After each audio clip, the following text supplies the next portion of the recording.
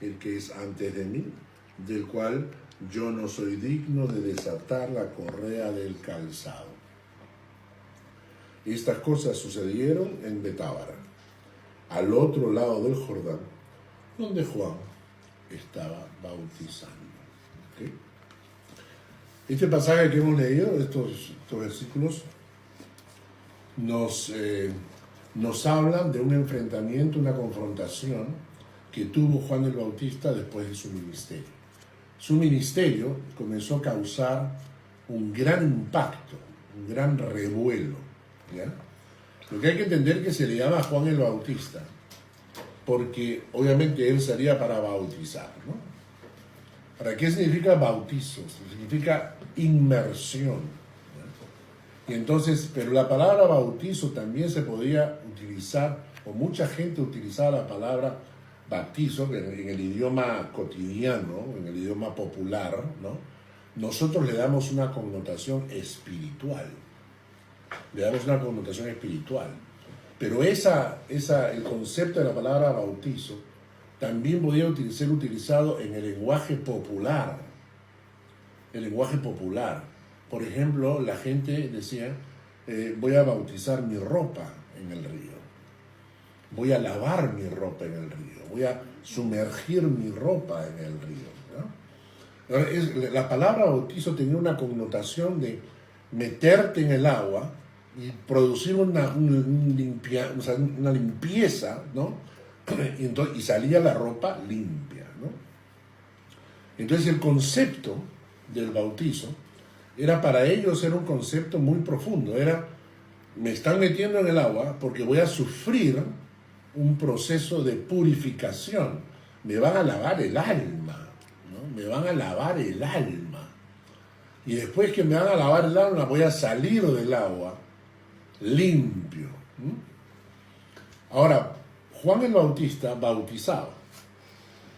Pero, ¿por qué razón lo van a buscar? ¿Por qué creen ustedes que los fariseos agarran una delegación y la mandan para hablar con Juan el Bautista?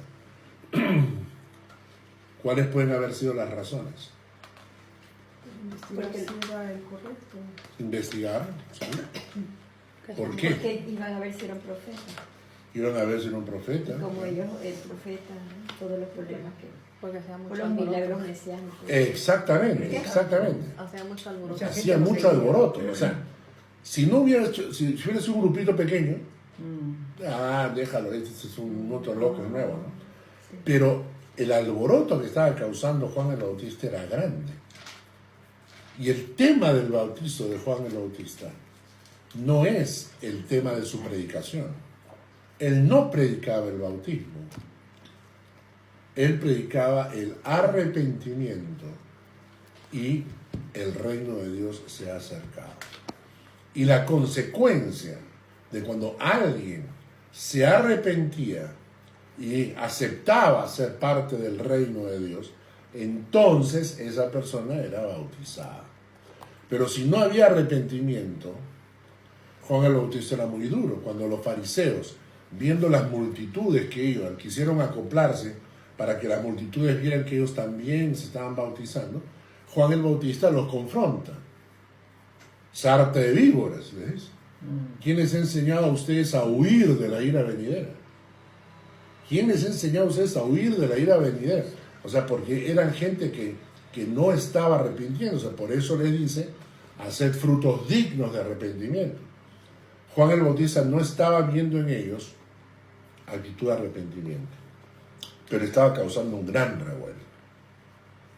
Este gran revuelo que causaba Juan el Bautista llamó la atención de los fariseos, que estaban quedando mal, realmente mal, ¿no? Ahora, primero vamos a entender cuál fue la confrontación, qué fue lo que le preguntaron para entender, y luego vamos a analizar un poco cuál fue el mensaje de Juan el Bautista que causaba tanto revuelo, ¿no? Cuando leemos en el versículo 19,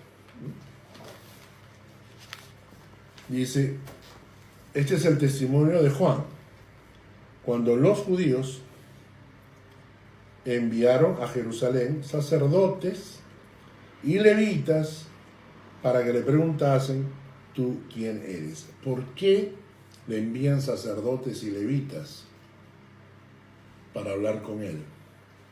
Porque él era sacerdote, era hijo de sacerdote. Su padre era sacerdote, Zacarías era sacerdote, por lo tanto a él le correspondía el sacerdocio también. Por herencia. ¿Ah? Claro, porque el sacerdocio era por descendencia, ¿no? Entonces, Juan el Bautista era sacerdote. Cuando leemos en Lucas, ¿no? Dice que era, en Lucas 1.8 dice que Zacarías estaba ejerciendo el sacerdocio delante de Dios según el orden de su clase. ¿Y cuál es la clase del versículo 5? Nos dice: hubo en los días de Herodes, rey de Judea, un sacerdote llamado Zacarías, de la clase de Abías, y su mujer era de las hijas de Aarón. ¿Ya? Entonces su padre era sacerdote de la clase de Abías y su mujer era descendiente de las hijas de Aarón. Entonces tenía sacerdocio por los dos lados. Este es Juan el Bautista. Entonces este sacerdote tenía autoridad, tenía poder espiritual en el pueblo. La gente lo escuchaba. La gente lo escuchaba. Y entonces por eso es que él empieza el ministerio. Él no era cualquiera, era un sacerdote, ¿no?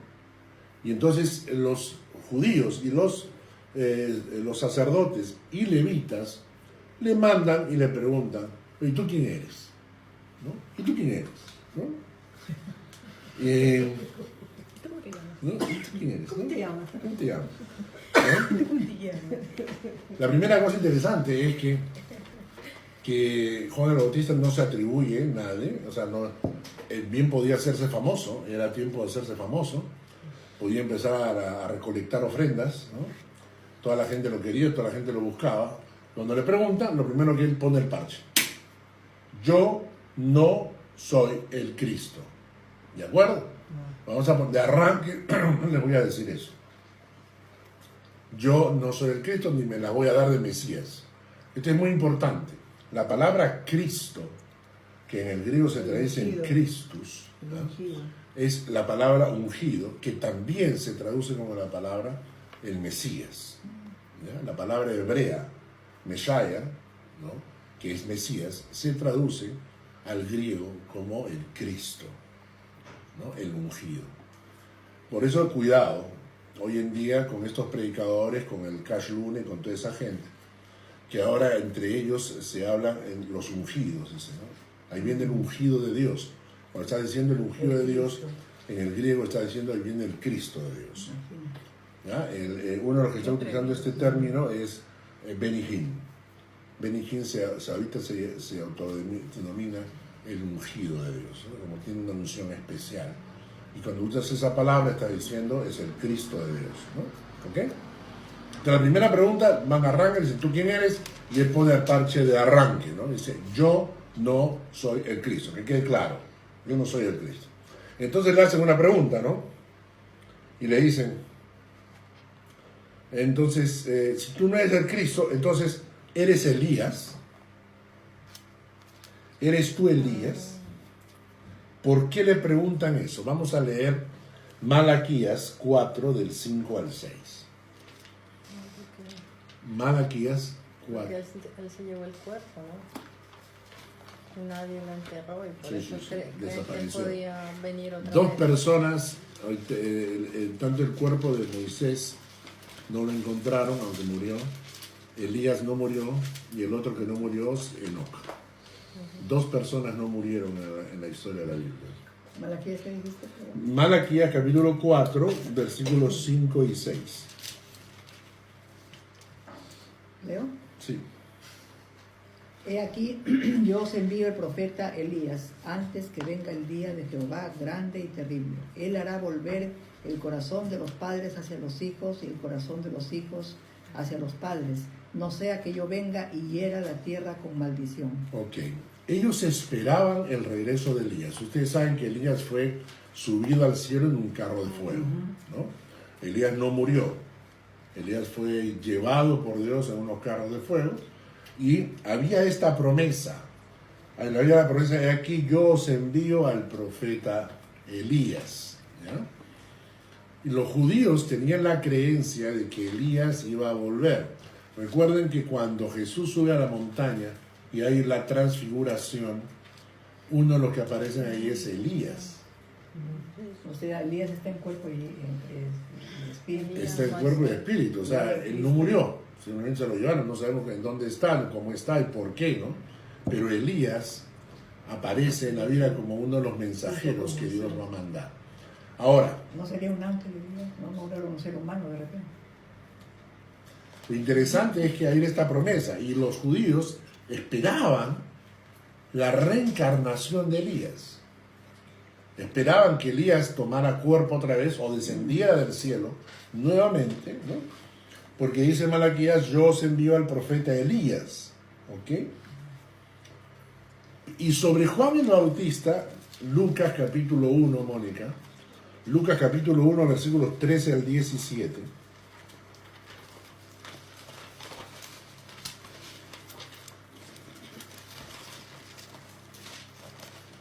Lucas capítulo 1, versículos 13 al 17.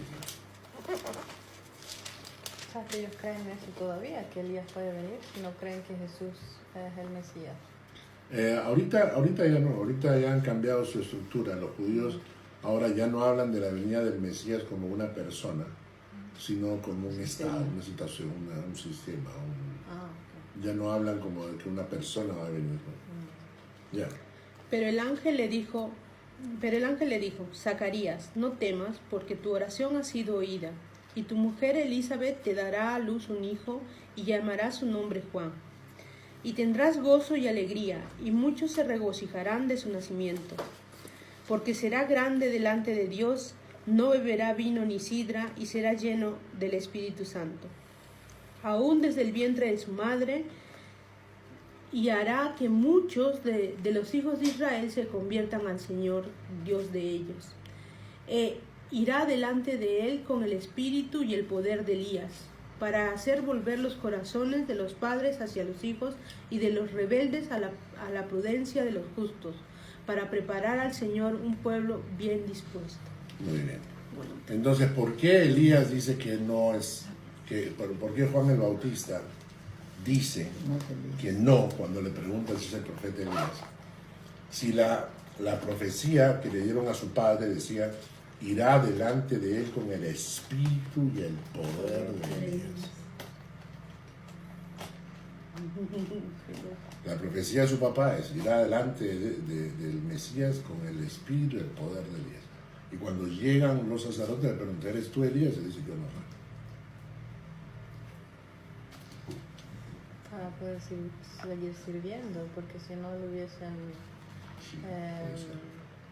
acusado de que era mentira, ¿no? Obviamente no era Elías, él se llama Juan. Él le dice a la gente, yo no me llamo Elías, yo no soy Elías, yo me llamo Juan. ¿No? Tengo una función, soy Juan el Bautista. Y porque la gente tenía una confusión, ellos esperaban a Elías. Y la profecía para Juan no es que él era Elías, sino que él iría con el espíritu y el poder de Elías, que es diferente. ¿Okay? Entonces él les afirma y les dice, yo no soy Elías. Yo voy con el espíritu y el poder de Elías, pero no soy Elías. ¿Ya? O sea, el mismo poder que le acompañaba a Elías viene conmigo, no Exacto. es que... Pero no es Elías. Elías. Y luego también, miren en Juan 1, leí el versículo 21, y le preguntaron, ¿qué pues eres tú Elías? Y él dijo, no soy. Y luego le preguntaron, ¿eres tú el profeta? Y él respondió, no. ¿A qué profeta se refiere? Vamos a leer Deuteronomio 18:15.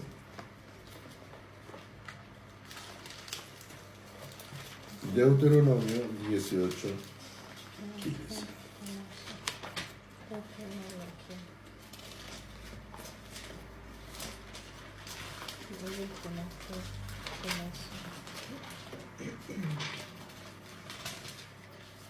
18:15. Sí. Dice: profeta de en medio de ti, de tus hermanos, como yo, te levantará Jehová tu Dios, a él oiréis. Muy bien. Los judíos también esperaban la llegada de un profeta. Pero cuando ustedes leen el texto a los cuales los judíos se hacen referencia, se menciona a un profeta con tal poder que prácticamente el único que podría cumplir eso es el mismo Jesucristo, el profeta que estaba anunciado para llegar. Sin embargo, también de Juan el Bautista, el mismo Jesús dice, y les leo en Lucas 7:28, dice: os digo que entre los nacidos de mujer no hay mayor profeta que Juan el Bautista, pero el más pequeño en el reino de Dios es mayor que él. Es decir, también era un profeta, pero no era el profeta que iba a venir. Esperado. Entonces ellos estaban esperando a un Elías, estaban esperando a un profeta. Llegó Juan y les dice: yo no soy ni Elías ni soy ese profeta, pero tengo el poder y el espíritu de Elías y tengo la función de profeta. ¿Ok? Y entonces ellos le preguntan: bueno, entonces, ¿y tú quién eres? Si tú no eres el Cristo, si tú no eres Elías, si tú no eres el profeta, entonces, ¿tú quién eres? Y además, si tú no eres ninguno de ellos, ¿con qué autoridad bautizas? ¿No? ¿Con qué autoridad? En el versículo 25. Volvemos a Juan.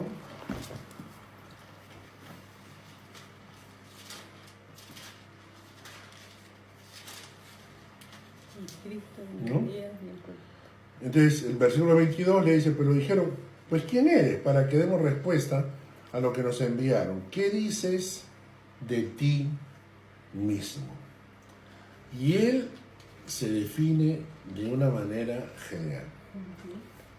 Yo soy, estamos en Juan 1:23. Juan 1:23. Yo soy la voz de uno que clama en el desierto: enderezad el camino del Señor, como dijo el profeta Isaías. Vamos a Isaías para buscar este pasaje.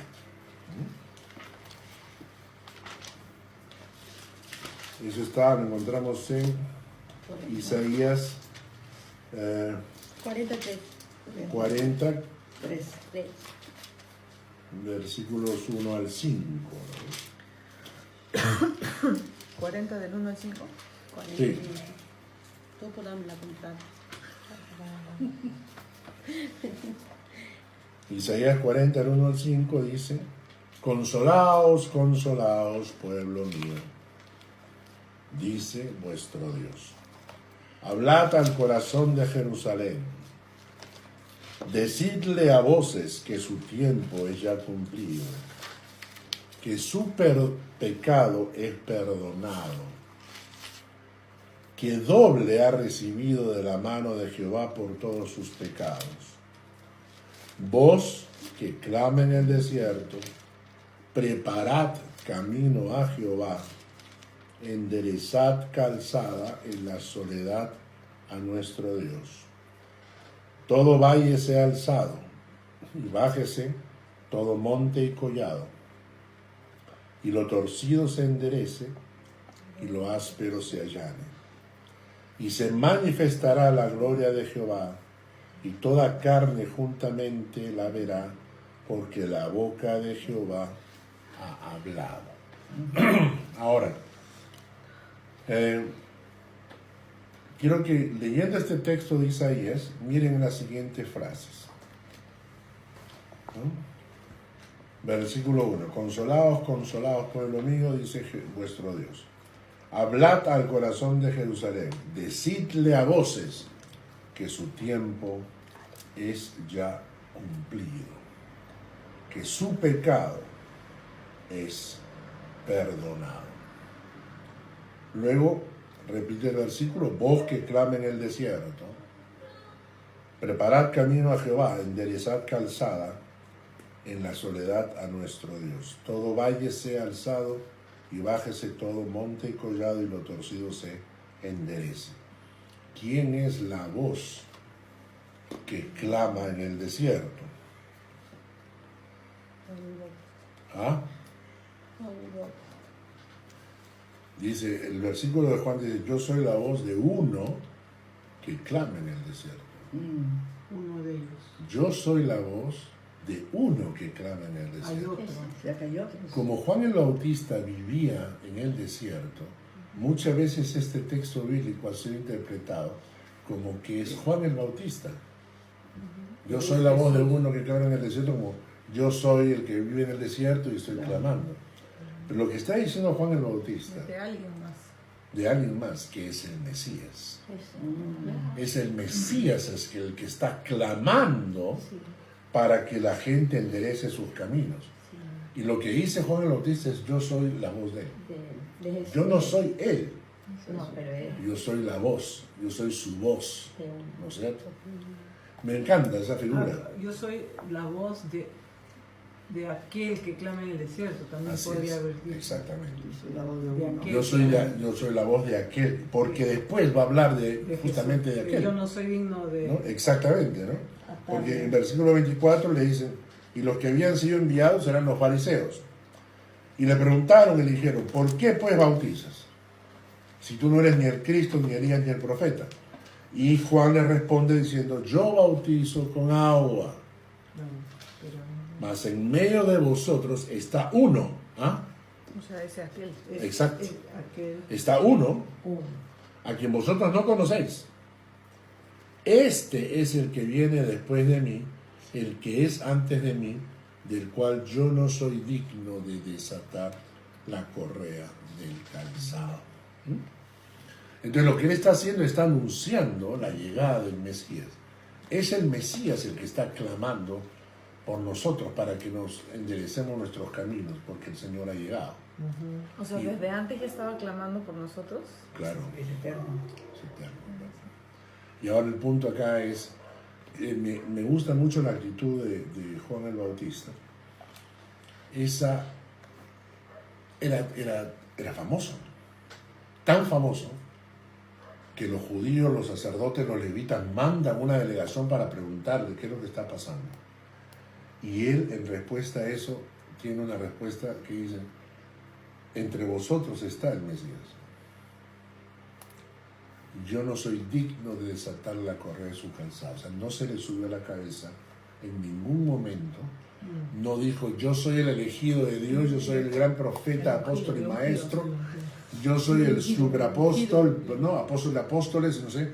O sea, él mantiene esa actitud de humildad, de sencillez, ¿no? Cuando dice, y noten lo que dice, ¿no? Él, el versículo 27, este es el que viene después de mí, pero es antes de mí. Es antes de mí. O sea, antes que yo llegara, él ya estaba.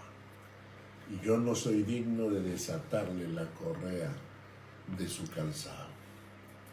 No soy digno de desatarle la correa de su calzado. ¿No? Muy bien. Que era la actitud de los sirvientes en la casa. Cuando tú llegabas de caminar, cansado, en ese tiempo habían sandalias.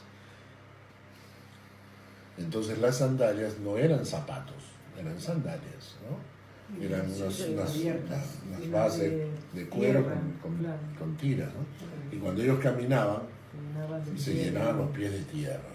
Entonces cuando tú llegas a la casa después de caminar todo el día por esa tierra, llegabas con los pies hechos una mugre. Y por eso el trabajo de los que lavaban los pies en la puerta eran los más bajos, los sirvientes de menor rango, ¿no? ¿Ah? No, eran esclavos, pero eran del menor rango.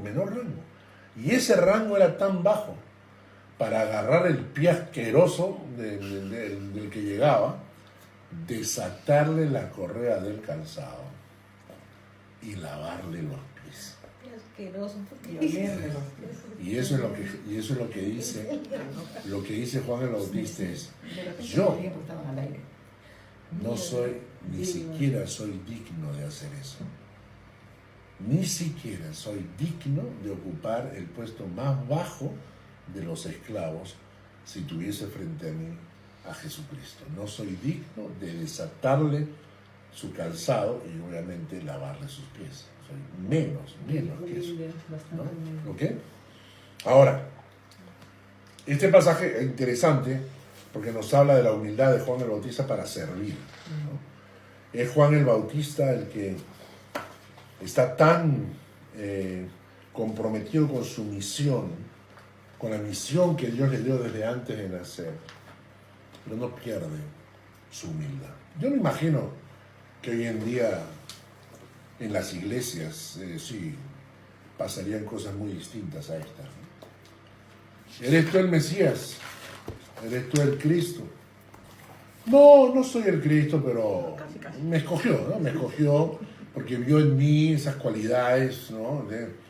Yo soy una persona santa, buena, entonces Dios me escogió, ¿no?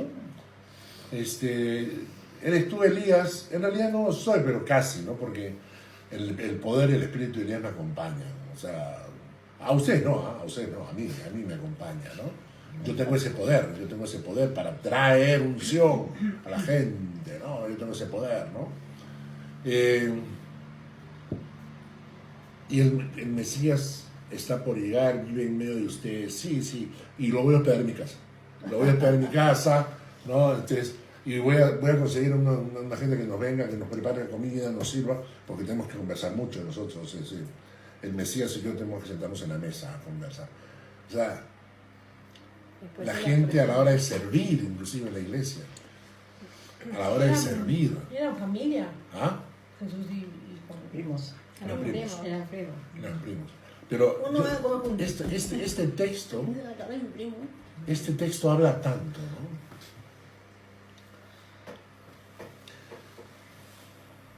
Si Juan el Bautista hubiera dicho, sabes que ya estoy cansado, mucha chamba, mucho trabajo, necesito descansar, sabes que voy a tomarme unos 6 meses de vacaciones, ¿no? Vayan bautizando ustedes por su lado. Tenía discípulos, ¿eh? Sí, claro, pero notan ustedes la actitud de él, ¿no? Es tan diferente a la actitud que nosotros vemos en la gente. No nos ha pasado en la iglesia,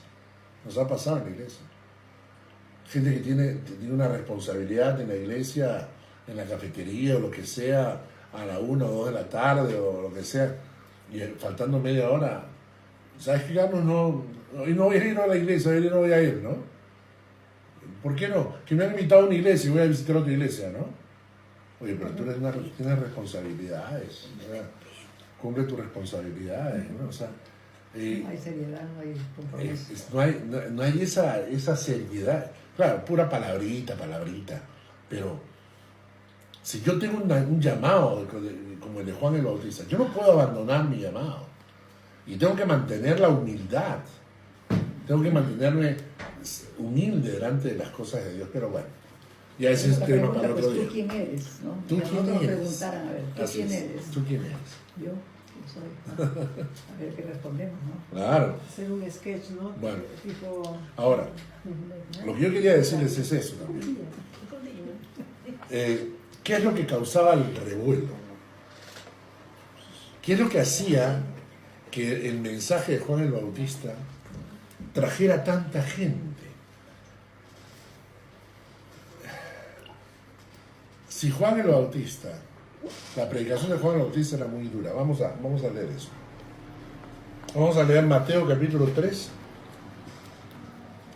versículos 1 al 2. Mateo capítulo 3, versículos 1 al 2.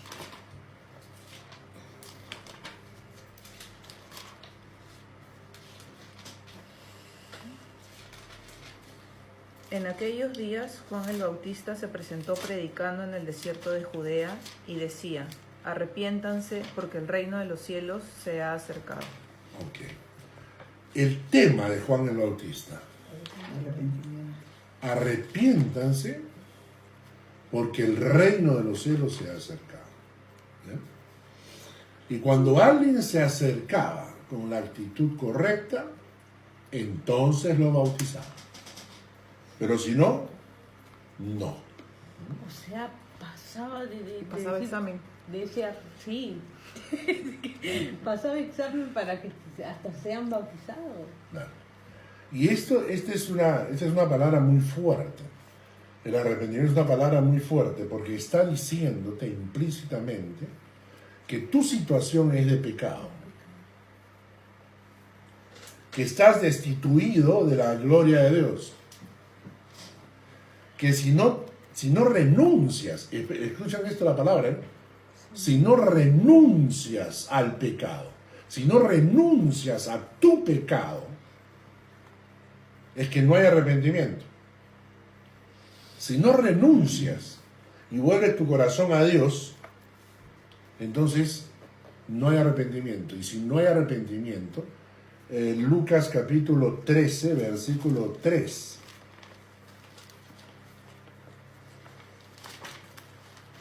¿Cómo qué? Lucas 13, 3.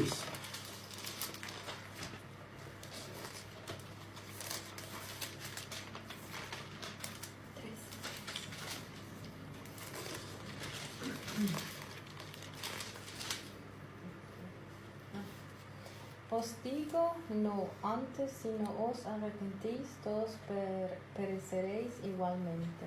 Si no os arrepentís, todos pereceréis igualmente. ¿Cuándo fue la última vez que escuchaste esta palabra como parte de la prédica de la iglesia?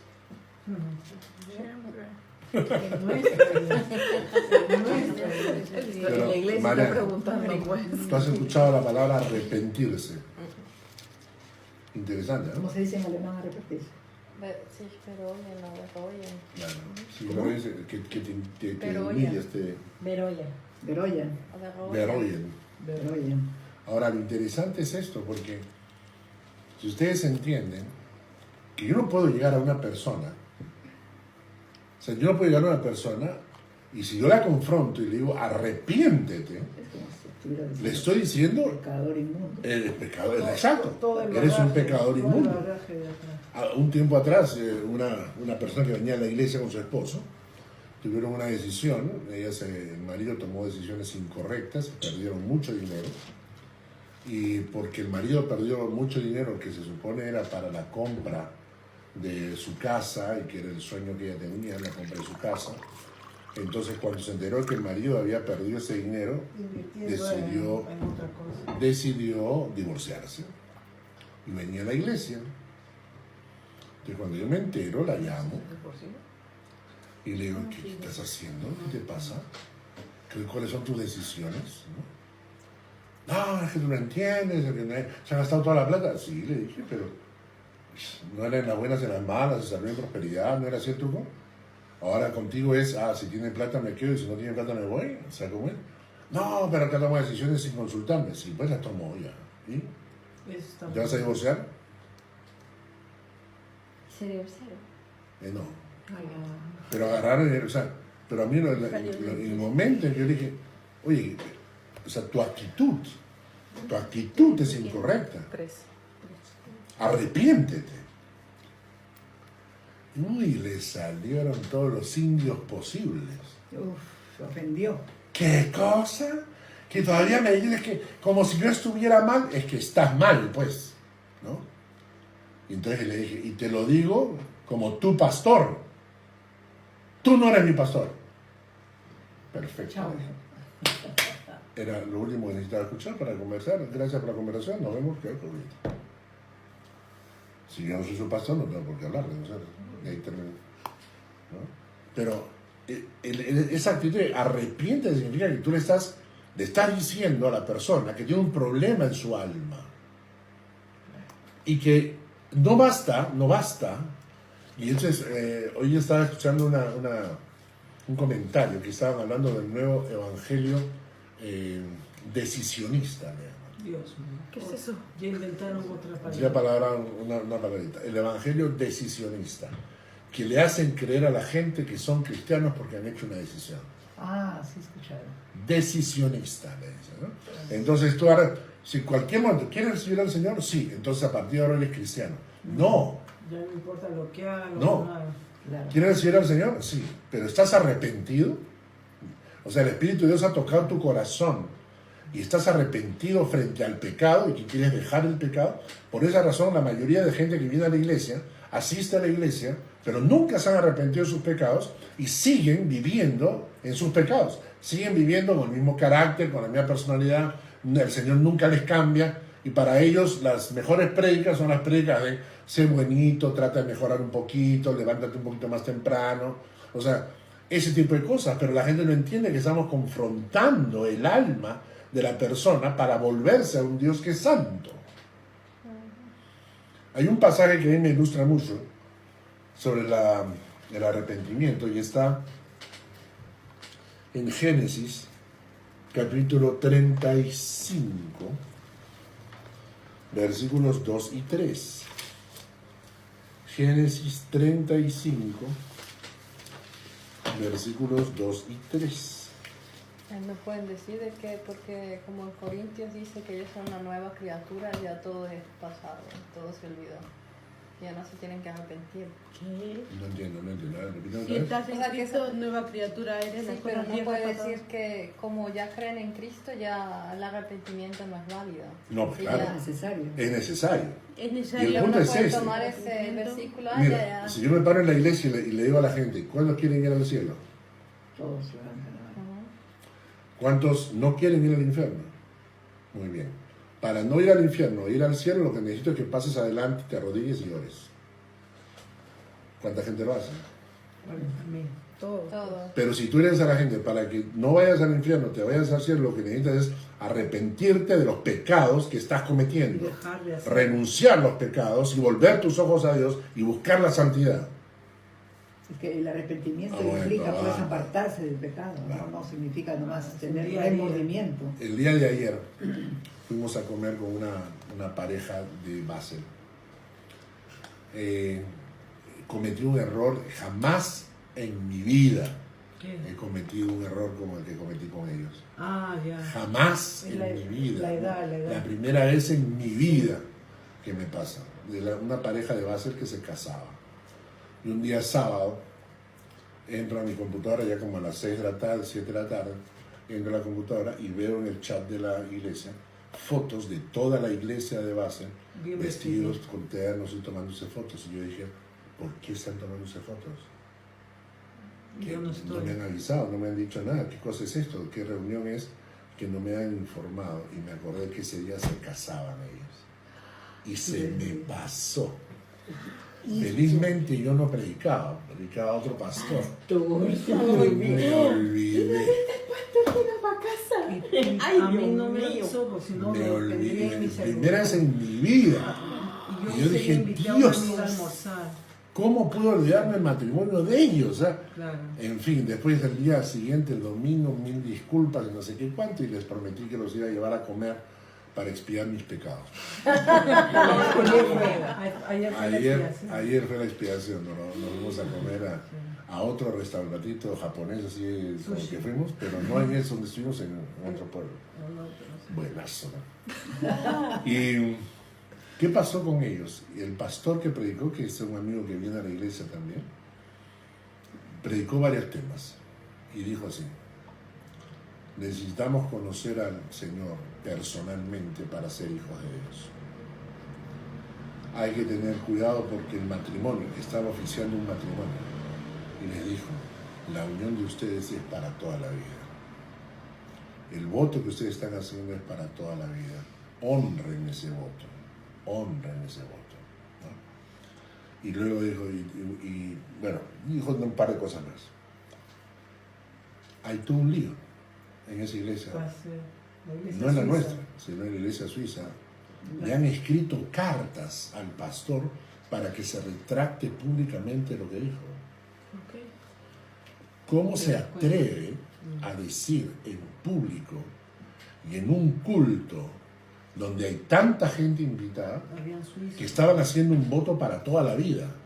¿Pero qué fue? ¿Acaso no tienen derecho a divorciarse cuando quieran? ¿Acaso yo soy divorciado? ¿Qué? ¿Yo no he cumplido mis votos? No, pues. Tocó carne. Eso cayó. Les tocó Depende. y cosas que jamás hubiera imaginado que alguien me va a recriminar, ¿no? Y a él le han escrito correos, pero exigiéndole una rectificación pública. Que no, el divorcio no. Claro. Y el Y la domingo pareja. pasará ¿Ah? el domingo. ¿Y la pareja? tenemos reunión. Una pareja se disculpa con el pastor, le dice, no, pastor, no les haga caso, déjenlos. ¿No?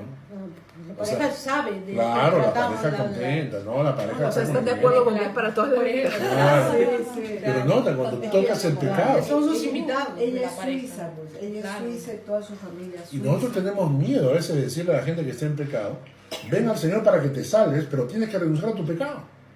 Fíjate, Porque la gente, ay, pero déjenme, yo lo amo, Dios no entiendes, es el amor de mi vida. Oye, pero estás en pecado, pues. ¿Quieres salvar tu alma o no? Es interesante. Ahora, miren este pasaje que vamos a leer porque nos habla del arrepentimiento, nos ilustra el arrepentimiento. En Génesis capítulo 35, versículos 2 y 3. Entonces Jacob dijo a su familia y a todos los que con él estaban: quitad los dioses ajenos que hay entre vosotros y limpiaos, y mudad vuestros vestidos. Y levantémonos y subamos a Betel, y haré allí altar al Dios que me respondió en el día de mi angustia, y ha estado conmigo en el camino que he andado. Ok. El pueblo había comenzado a adorar ídolos paganos, ¿no? Y entonces comienza a haber sobre el pueblo juicio.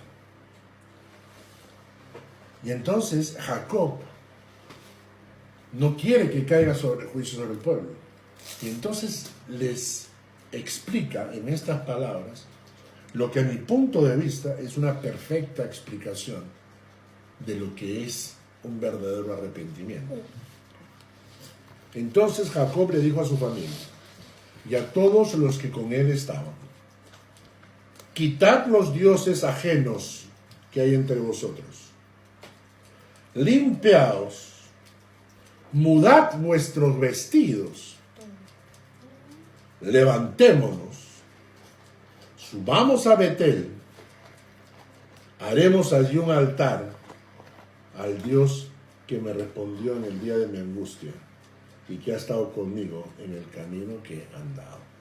Hay tres actitudes acá que son muy, muy ilustrativas. La primera le dice: quitad los dioses ajenos que hay entre vosotros. No hay arrepentimiento si no quitas lo que te contamina, Así es.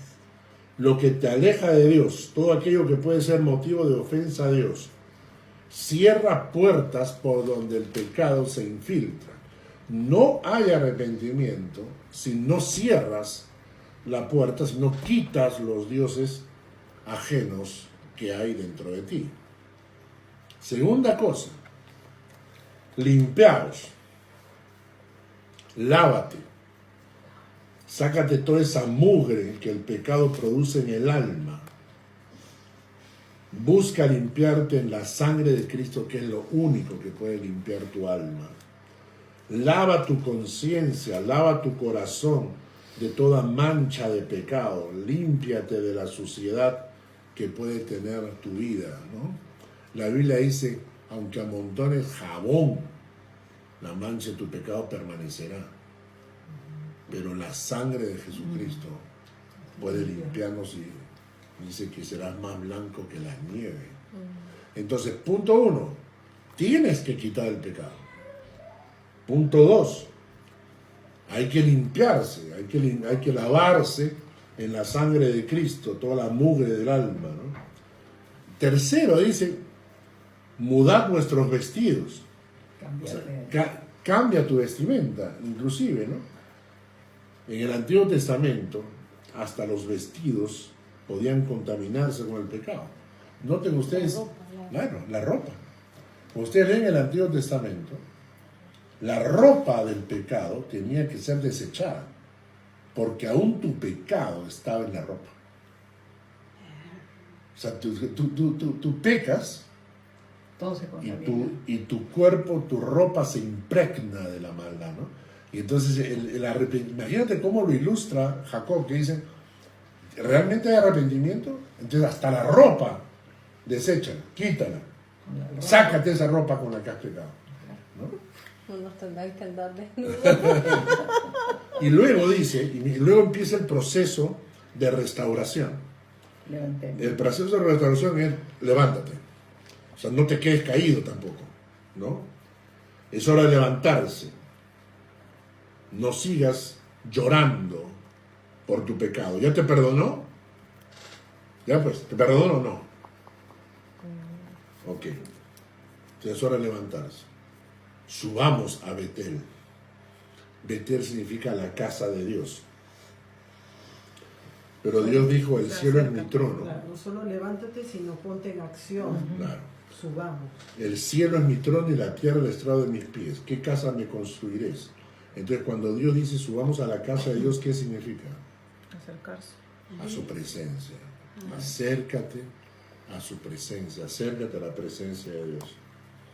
Y por último, construyamos ahí un altar. Volvamos en adoración a Dios. Vuelve a construir tu relación con Dios. Un altar de adoración, ¿no? Entonces, este pasaje me encanta. Cómo presenta el arrepentimiento en todas sus facetas. Esto es lo que la gente necesita. ¿Y por qué tenemos tanto problema en la iglesia? ¿Por qué? El otro día me escribe una persona. Me dice, pastor, estoy frustrada. Le digo, ¿por qué? Porque en la iglesia siguen habiendo problemas y conflictos, y hay hermanas que son súper conflictivas, y su carácter nunca cambia, y si uno dice una cosa se ofende, si uno dice otra cosa se ofenden, y hay un hermano ahí que también tiene un comportamiento medio raro, y entonces yo me siento como frustrada. ¿Por qué hay esas cosas? Porque nosotros aceptamos a todos los que vienen a la iglesia, pero los que vienen a la iglesia, muchos de ellos no han pasado por un proceso de arrepentimiento de verdad. Y solamente el Espíritu Santo te puede convencer de pecado. Entonces hay que comenzar a orar y decir, ¿sabes qué, Señor? A esa persona, tócala, que el Espíritu Santo la toque, para que la quebrante, para que empiece a llorar por su pecado y se arrepienta de verdad. Y Juan el Bautista era este tema. Arrepentimiento. Arrepentidos. Y los judíos sabían de lo que estaba hablando. Y por eso les traía conflictos. El segundo tema que menciona Juan, ¿cuál era?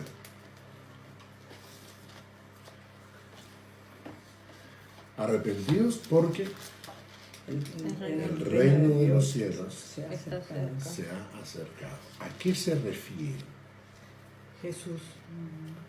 Exactamente. ¿Por qué el reino de Dios se ha acercado? Porque el Rey se ha encarnado.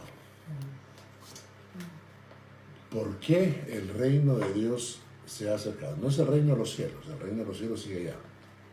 Pero el reino de Dios se ha acercado porque el Rey se ha encarnado. Muy bien. Vamos a leer qué implica esa frase. Según la Biblia, ¿qué implica que el reino de Dios se ha acercado? ¿Y qué implica si nosotros hemos entrado y somos parte del reino de Dios? ¿Por qué les digo esto? Y esto me hace recordar una frase que me dijo Chantal una vez. Me dijo que cada vez que escuchaba una predica mía terminaba creyendo que no era creyente, ¿no? Pero, ¿cuán importante? No la hago, No llego. No llego. ¿Por qué es importante esto? Porque la única manera de llegar a la presencia de Dios es por la gracia de Dios, no es por nuestro esfuerzo. Pero uno tiene que ser consciente y no engañarse a sí mismo. Ese pasaje de Santiago que dice que el que no sabe refrenar su lengua se engaña a sí mismo. La religión del tal es hueca, es vana, no sirve, y se está engañando a sí mismo.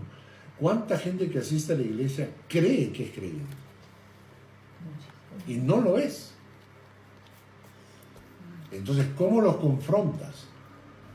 Cuando le dices, Si eres hijo de Dios, mira lo que debe estar ocurriendo en tu vida. Si no está ocurriendo en tu vida, no debes imitar, no debes tratar de imitar la fe, sino tienes que arrodillarte delante de Dios y suplicar por su gracia. ¿Entienden? ¿Entienden esa figura? No, no es que trata de imitar a ser cristiano y trata de ser... Porque cuando tú tratas de imitar, eso te dura un tiempo. Claro. He escuchado de gente que dice, Superficial. ya, pero ¿para qué tanto? Ya la salvación ya la tiene. Claro. Y así como Y esa es la posición luterana. La posición luterana es que, como ya salvo, siempre salvo, no importa lo que hagas.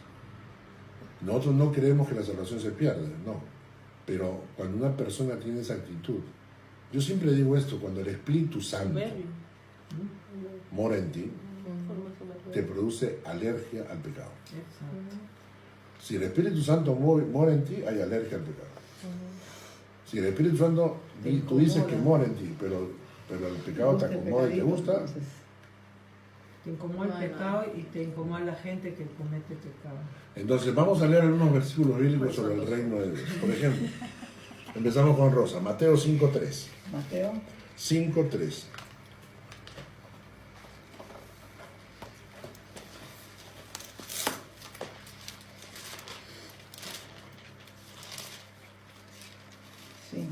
¿Dónde estás? Acá está. Bienaventurados los pobres en espíritu, porque de ellos es el reino de los cielos. Interesante. Pobres en espíritu. Algunos traducen humildad. Humildad. Humildad.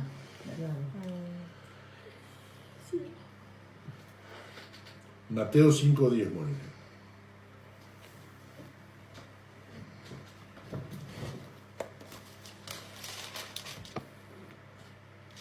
¿5:10? Ajá. Bienaventurados los que padecen persecución por causa de la justicia, porque de ellos es el reino de los cielos. Cuando tú tienes el corazón y no te importa si tienes que padecer por la justicia de Dios, el reino es tuyo. Ahora hay un texto muy bonito. Mateo 5, 18 al 20. 8 al 20. Dice, porque de cierto os digo que hasta que pasen el cielo y la tierra, ni una jota ni una tilde pasará de la ley hasta que todo se haya cumplido.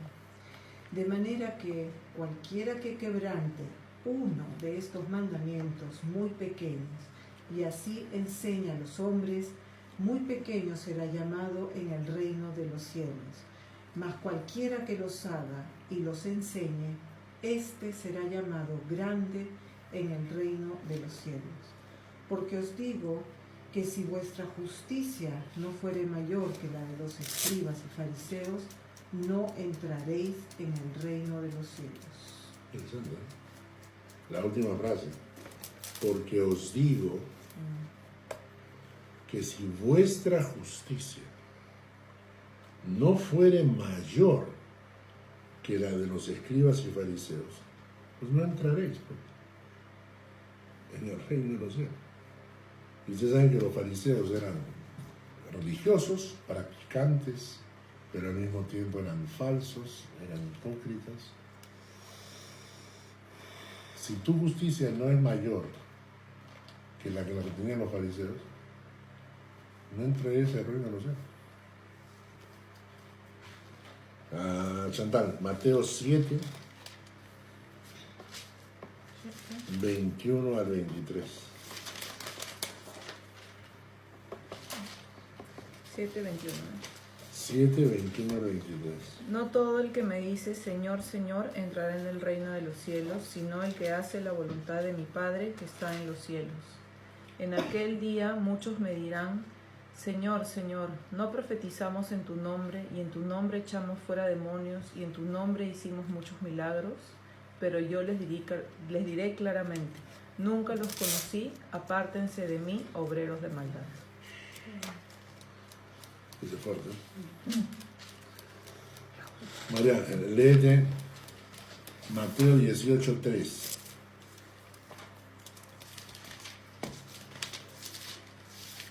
Y dijo, de cierto os digo que si no os volvéis y os hacéis como niños, no entraréis en el reino de los cielos. Entonces, ¿qué actitud necesitamos para entrar en el reino de los cielos? Sinceridad como los niños. Reconocer humildemente nuestra condición de pecadores y Sí. pedir. Isabel, léete Mateo 19, 23 y 24.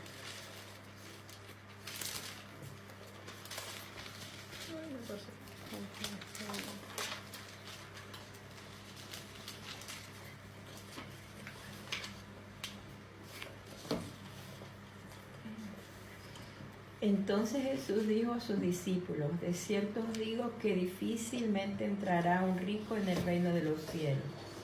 Otra vez os digo que es más fácil pasar un camello por el ojo de una aguja que entrar un rico en el reino de los cielos. De Dios. Qué fuerte, ¿no? ¿Por qué? Porque tienen la riqueza como su Dios. ¿Solamente los ricos? Todo aquel que Adoran pone al rey Mamón.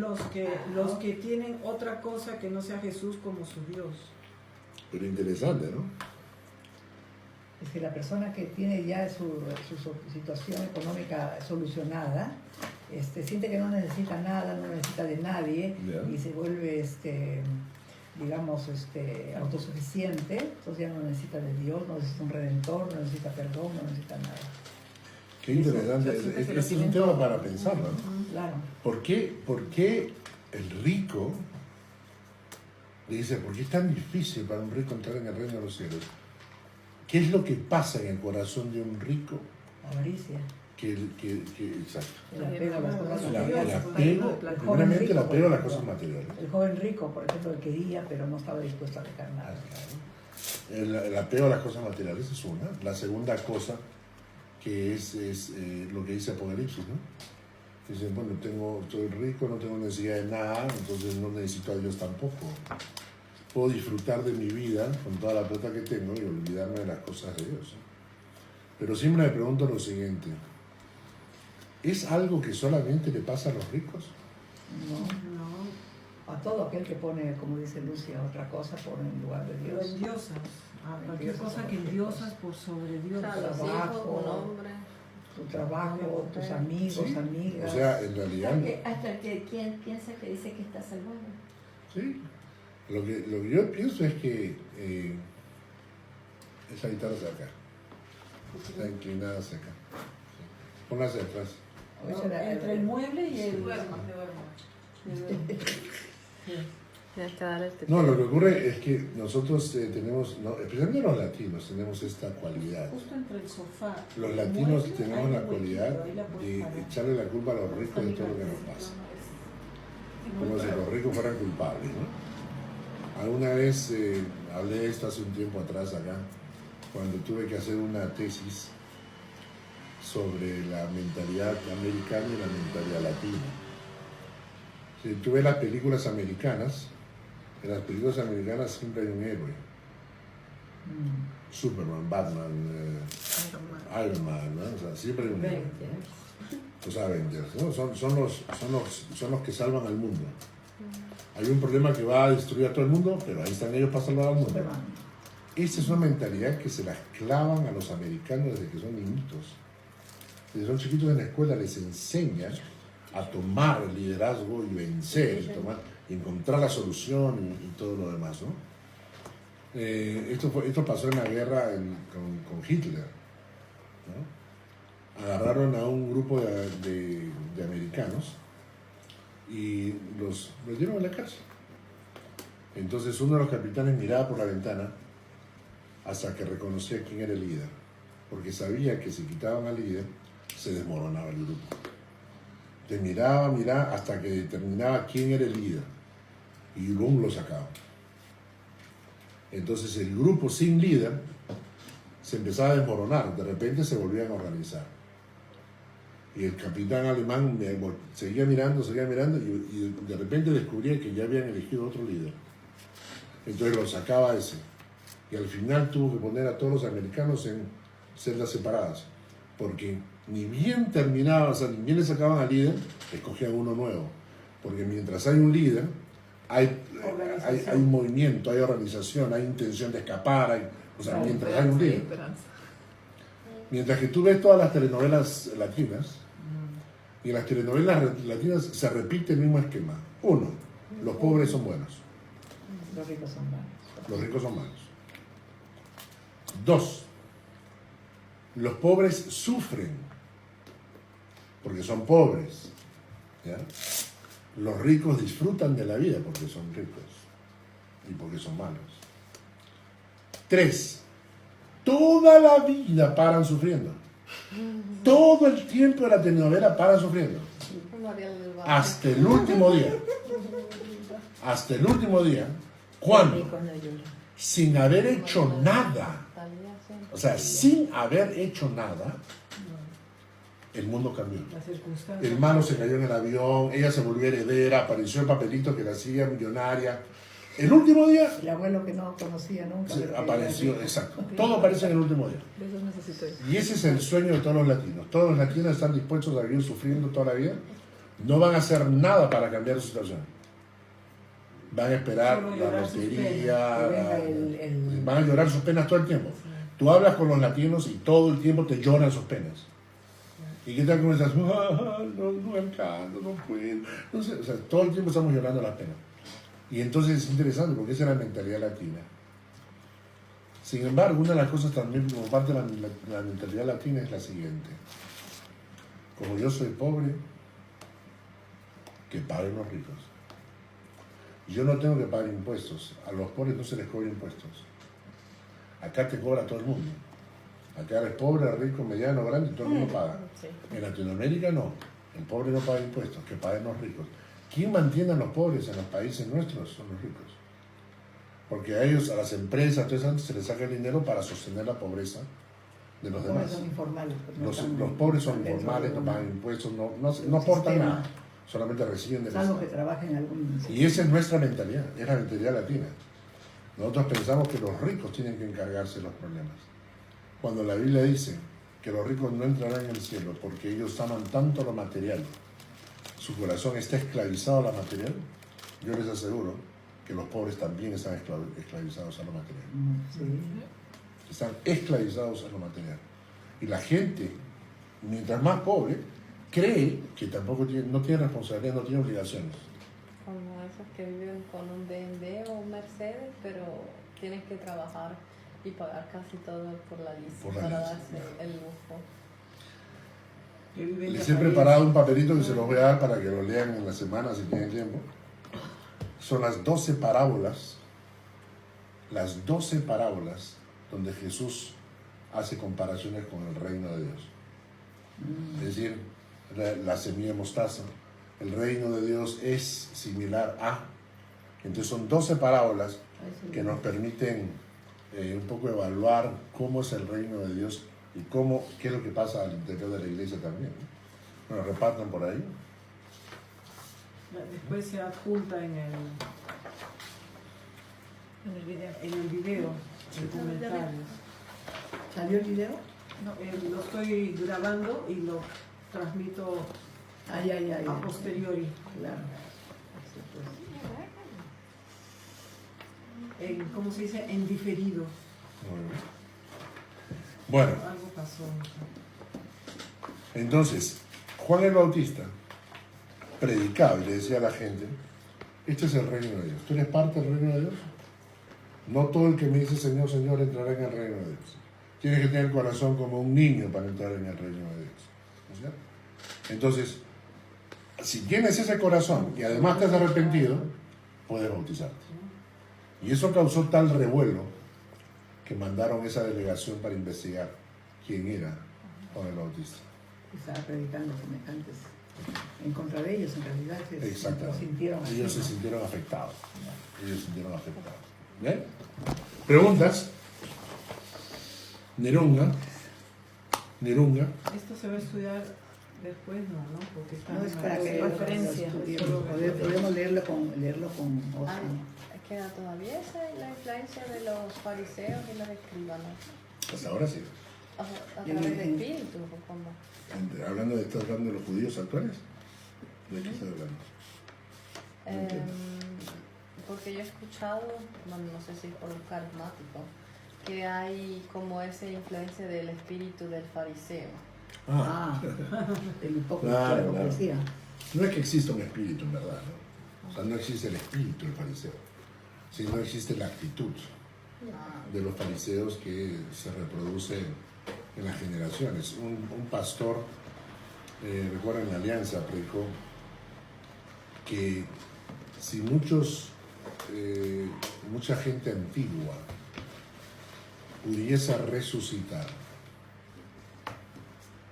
dos cosas aprenderían.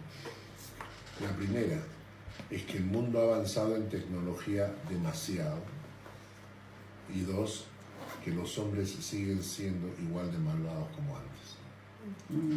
Y entonces, ¿qué es lo que pasa? La actitud del fariseo no es que exista un espíritu, ¿me entiendes? No es que el diablo dice, vamos a mandar espíritu de fariseos, espíritu de saduceos, no existen eso. Pero lo que sí existe son las actitudes. Y esas actitudes sí las encuentras y se reproducen. El fariseo es el religioso, es el soberbio, es el que cree que por cumplir las normas y las leyes y es estricto consigo mismo, puede vencer sus intenciones, o sea, profundas, ¿no? Y no es así. La religión te hace parecer cristiano, pero no cambia tu corazón, ¿verdad? A veces encuentras en la misma gente de la iglesia envidia, pero tú no lo ves, porque hay pecados que son ocultos. O sea, hay pecados que son visibles. Robar. Tú sabes, robaste, eso es pecado. Mentiste, esto es verdad, y tú dijiste otra cosa, eso es mentir. ¿No? Pero hay pecados que no los puedes medir. Por ejemplo, la codicia. ¿Cómo mides la codicia? Se ve. Cuando una Pero persona no es siempre codiciosa se quiere ve. tener todo Sí. lo que los demás Sí. tienen. Bueno, eso No siempre. Puedes aparentar. La envidia. ¿Cómo? O sea, la envidia te das cuenta cuando te dicen algo, ¿no?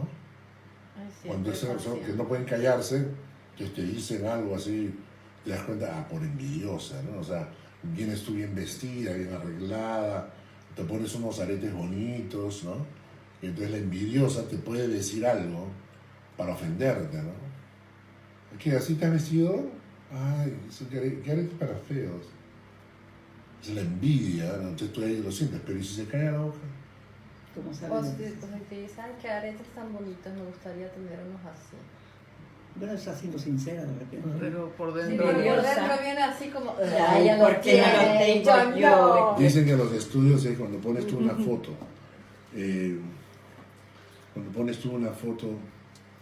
de celebrando algo, Ay, eso es la Ay, ya peor me ha envidia. pasado. el 70% de la gente que te ve, Se retuerce en su casa. solo un 30% disfruta. Sí. O sea, solamente un 30% cuando ven las fotos tuyas dicen que bueno, qué bien, qué No, y bien. te lo escriben. Sí. El que A no mí me han escribe escrito, porque ay, está todo el muy tiempo envidioso. viajando. Sí. Me escribieron una vez y yo, Claro. china envidiosa, ¿cuál es el problema? Ay, tú viajando y nosotros pasando hambre. Sí. Cada cosa que ponen y ponen el plato y la cosa y la copa de vino y todo. Ah, no, A nosotros mí me parece tenemos un que es un amigo, exhibicionismo. tenemos un absurdo, amigo ¿no? que es brutal, brutal.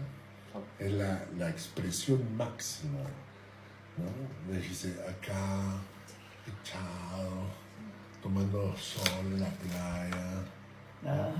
Entonces, Con su copa la de gente dice, ¿a quién le vino importa? blanco helado. Pero bueno, vamos a No sé si- Vamos a orar para terminar el estudio de hoy. Señor, gracias por esta noche. Gracias por lo que nos enseñas y nos das oportunidad de reflexión en nuestras vidas. Aprender como Juan el Bautista.